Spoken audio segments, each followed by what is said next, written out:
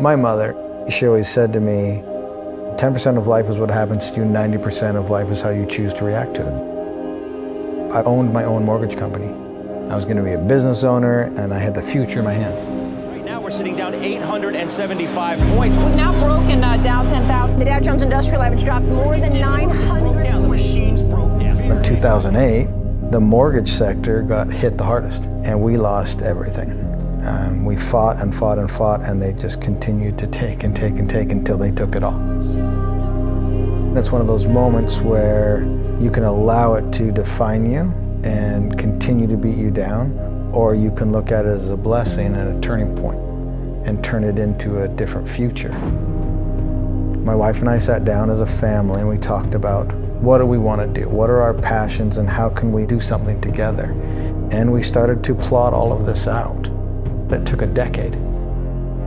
The hardest thing to do is start moving, engaging. The only thing that was scaring you was the first action. The moment you realize the next step isn't going to kill you, and that next step is the first step to evolving, changing, growing, and learning, and becoming literally the best version of yourself, that's the most beautiful thing.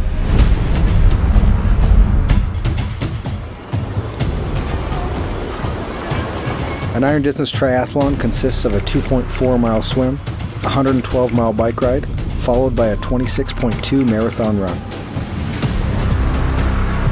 We covered the distance of a full distance triathlon every day for 50 days, which is 7 weeks, and then we did one in every state. We were all in as a team.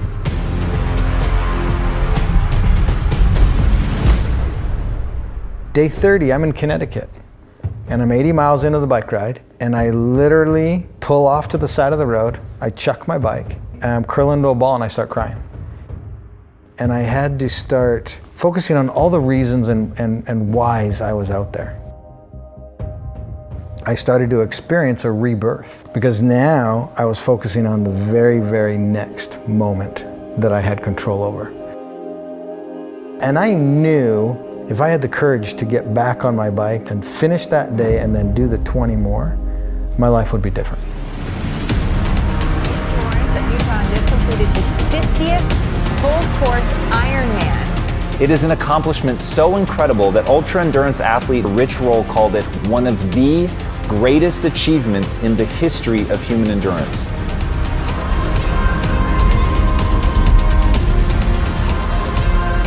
It's not going to kill you. And putting yourself in the game, you're giving yourself an opportunity to achieve something that everybody else said was impossible.